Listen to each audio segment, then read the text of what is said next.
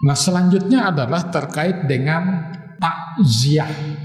Jadi di sini takziah itu disunahkan hanya sekali, jangan berkali-kali. Kenapa? Jadi kalau ada niat minta barokah, hendak naik pangkat datang ke kuburan, ada tidak amal orang lain yang masih hidup itu bermanfaat bagi si mayat? Itu maksudnya. Nah, terakhir saja ini, bagaimana dengan membaca Al-Quran? Bismillahirrahmanirrahim. Selanjutnya, bagaimana hukum membaca Al-Quran di kuburan? Apakah ini hendak mengubur, membaca Yasin misalnya, atau sudah dikubur? Ada orang sampai mau upah orang lain 3 hari 3 malam membaca Quran di kuburan itu. Nah, dalam kitab ini disebut juga, para ulama fikih berpendapat mengenai hukum membaca Al-Quran di kuburan. Berarti ini khilafiyah. Syafi'i dan Muhammad bin Hasan berpendapat boleh agar mayat mendapat berkah bacaan Al-Quran karena berdekatan dengannya. Nah, jadi Imam Syafi'i membolehkan orang membaca Al-Quran di atas kuburan dengan maksud supaya mayat itu mendapat barokah dari bacaan Al-Quran itu. Imam Ahmad juga berpendapat boleh, Ahmad bin Hanbal. Nah, sementara itu 2 imam madhab yang lain, yaitu Imam Malik dan Imam Abu Hanifah, memandangnya sebagai perbuatan yang makruh karena tidak ada landasannya dari sunnah Rasul. Berarti kita di Muhammadiyah itu 4 nang ini. Jadi selama tidak ada dalil yang mencontohkan, yang memerintahkan, maka bagi kita kada perlu membaca Al-Quran itu di atas kuburan. Nah, selanjutnya adalah terkait dengan takziah. Takziah berasal dari akar kata al-azza yang artinya sabar atau tabah. Sedangkan selama ini kita pahami takziah itu secara istilah adalah kita mengunjungi keluarga orang yang meninggal dunia dengan maksud menghibur mereka. Menghibur itu pengertian supaya tabah, supaya sabar. Itulah yang dimaksud dengan takziah. Apa hukum takziah? Takziah hukumnya sunnah, walaupun terhadap orang kafir yang dhimmi. Jadi kepada orang kafir pun itu kita dibolehkan, bahkan hukumnya sunat kita bertakziah. Hanya disebutkan di sinilah yang kita takziah itu kafirnya kafir dhimmi. Kafir itu dalam pandangan Islam ada 2 macam. Ada kafir harbi, ada kafir dhimmi. Ini mohon maaf nih, orang di luar Islam ini mendengar kata kafir itu kayak gimana gitu ya. Situ malah pernah ditanya oleh seorang pastor. Kebetulan pastor itu teman sekolah saya waktu SMP. Ia jadi pastor, ulun jadi penceramah. Ketika pilkada DKI 5 tahun yang lalu, Anies lawan Ahok berhadapan-hadapan, kan muncul istilah kafir-kafir itu kan. Nah, orang itu kan risih, orang luar Islam itu kafir itu. Jadi seolah-olah kata mereka kafir itu kayak umpatan tuh menyambati nang kada baik kayak itu tuh. Padahal bukan begitu. Kafir itu kan secara bahasa artinya ingkar. Tingkatannya tuh macam-macam. Ada kafir dalam bidang akidah. Dalam bidang akidah itu artinya orang tidak mengakui Allah dan Rasulullah sebagai Tuhan dan Nabi. Tetapi lagi ada yang namanya kafir dalam bidang ibadah. Nah, ini bisa di kalangan umat Islam. Inya Islam, tapi kada beribadah sama sekali, itu kafir juga. Tapi kafir kayak begini bukan kafir dalam bidang akidah. Artinya dalam keyakinan kita yang berteologi Ahlussunnah wal Jamaah, orang kafir dalam bidang ibadah itu masih punya kesempatan dan peluang untuk bisa masuk surga. Tapi kalau sudah kafir akidah, itu kada ada sedikit pun peluang.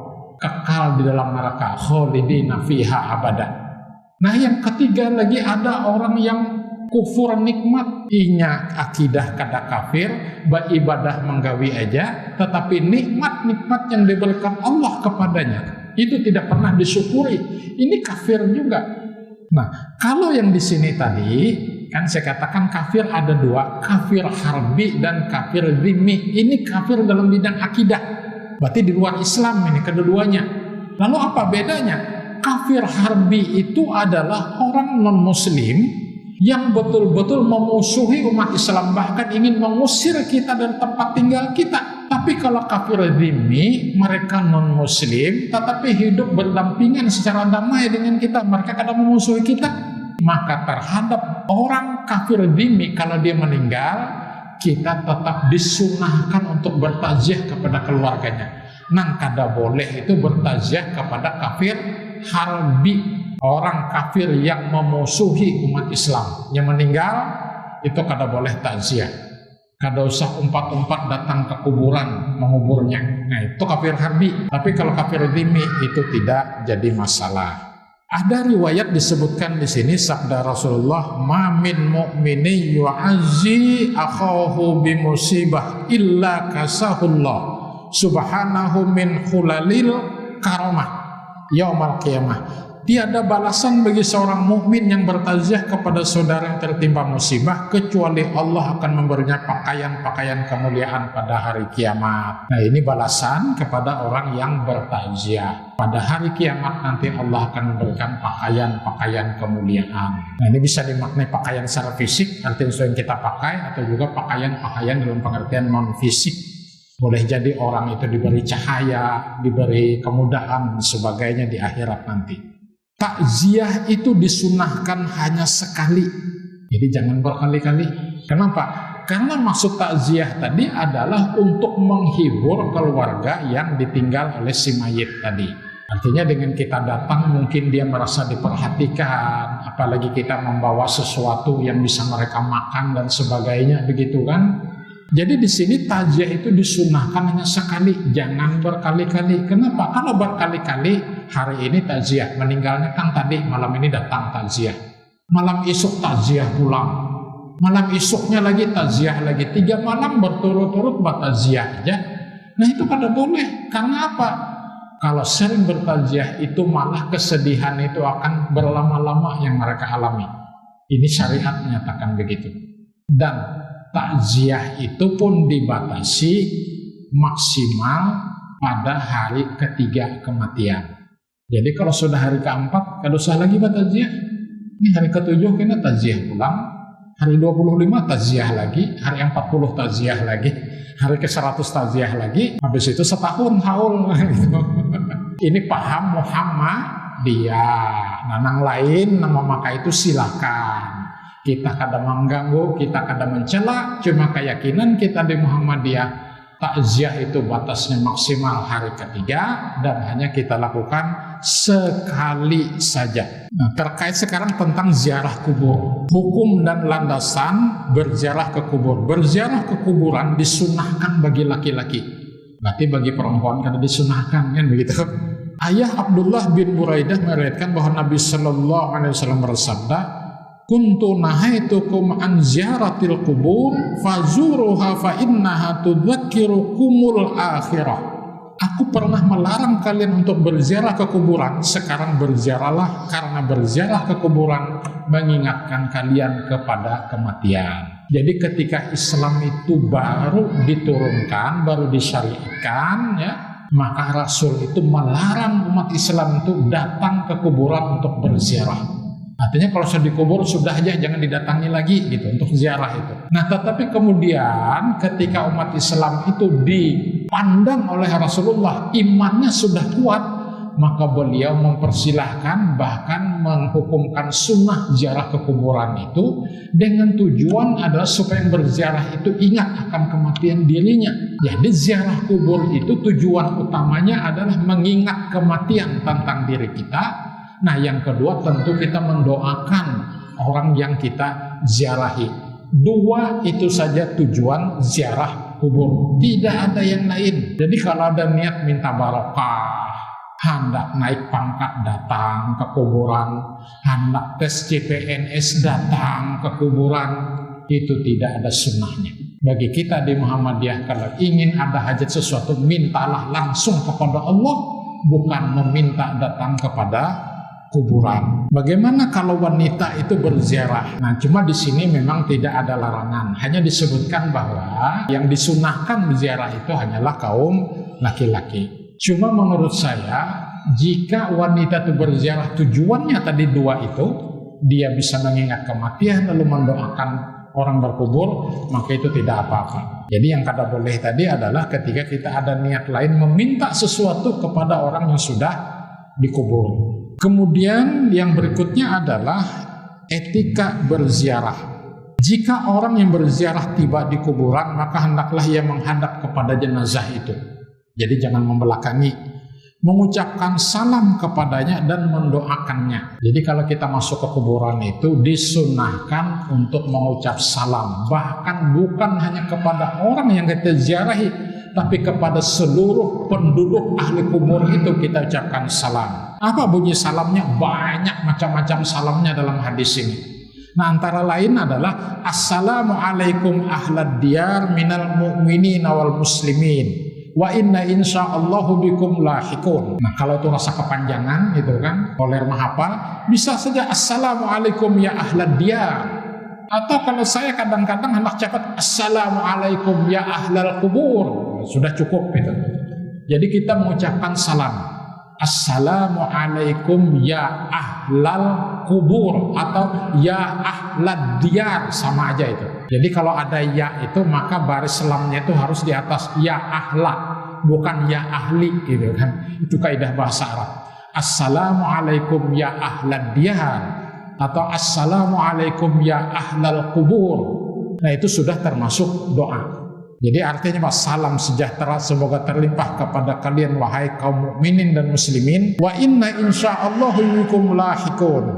Sesungguhnya kami insyaallah akan menyusul kalian. Itu etika yang pertama. Lalu bagaimana dengan perempuan yang berziarah ke kubur? Kalau tadi kan takziah ya.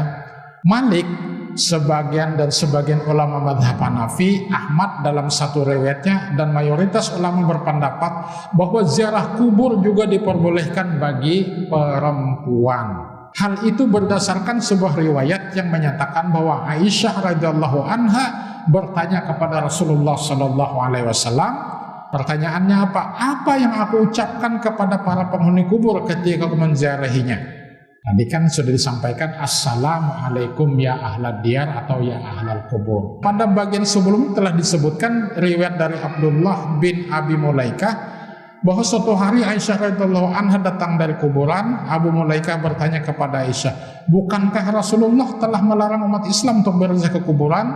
Aisyah menjawab, iya, beliau pertama kali melarang umat Islam untuk ziarah ke kuburan, kemudian memerintahkan mereka untuk berziarah ke kuburan. Nah, umat Islam yang dimaksud di sini tentu bukan hanya laki-laki, tetapi juga adalah perempuan, dibolehkan, tetapi sunnahnya itu kepada laki-laki.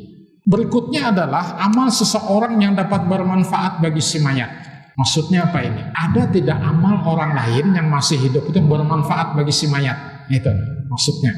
Para ulama sepakat bahwa mayat menerima manfaat amal-amal kebaikannya yang ia lakukan di dunia. Nah, kalau ini artinya apa? Para ulama sependapat bahwa mayat itu akan menerima manfaat dari amal kebaikan yang pernah dilakukannya ketika dia masih hidup. Kalau itu ada perbedaan pendapat itu. Kayak saya ini kan memberi tausiah nih, lalu Bapak Ibu pahami, kemudian diamalkan, terus diamalkan walaupun ulun ini karena sudah meninggal dunia. Maka ketika pian mengamalkan ilmu yang ulun sampaikan ini, ulun akan menerima manfaat meskipun sudah meninggal. Jadi ilmu yang kita ajarkan itu ketika bermanfaat bagi orang lain, maka yang mengajarkan itu juga akan menerima pahala tanpa mengurangi pahala orang yang mengamalkannya. Ini disebut dengan ilmu yang bermanfaat. Dalam hadis itu kan disebutkan idza mata ibnu adam in qata'a amaluhu illa min thalath. Apabila seorang anak Adam meninggal, putuslah amalnya illa min thalath, kecuali dari 3 hal. 1, shadaqatin jariyah, sedekah jariyah. 2, au ilmi yuntafa'u bih, ilmu yang bermanfaat darinya. Au walidin solehi yadahu, atau anak soleh yang mendoakan keduanya. Nah, jadi ulun rancak menghubungi mahasiswa yang calon guru itu, kalian kalau jadi guru apapun, bukan hanya guru agama, maka ilmu yang kita ajarkan itu kita sudah mendapat menjadi amal jariyah kita. Jadi sepertiga surga sudah kita dapatkan tiketnya di situ. Nah, sekarang bagaimana dengan amal orang lain? Kalau yang tadi sudah ada khilafiyah kan? Nah, di sini disebutkan 1, mendoakan dan memintakan ampunan baginya. Artinya apa? Orang lain yang mendoakan si mayat tadi, nah itu bisa meringankan dosa-dosanya. Artinya kan dia menerima manfaat dari doa orang lain. Yang kedua adalah sedekah. Imam Nawawi telah menyebutkan bahwa para ulama telah sepakat sedekah dapat dilakukan orang yang sudah meninggal dan pahalanya dapat sampai kepadanya, baik sedekah dari anak maupun selain anak. Nah, ini maksudnya adalah ada sebagian ulama berpendapat ulun nih, nah kan abah mama sudah meninggal, lalu ulun bersedekah, maka ulun dapat pahala dari sedekah, tetapi abah mama ulun dapat juga sedekah, pahala sedekah dari sedekah ulun, gitu maksudnya itu tuh, tanpa mengurangi sedekah saya. Kenapa? Karena saya anak kandung beliau, saya adalah didikan beliau berdua. Itu maksudnya sedekah di situ. Kemudian yang ketiga adalah puasa.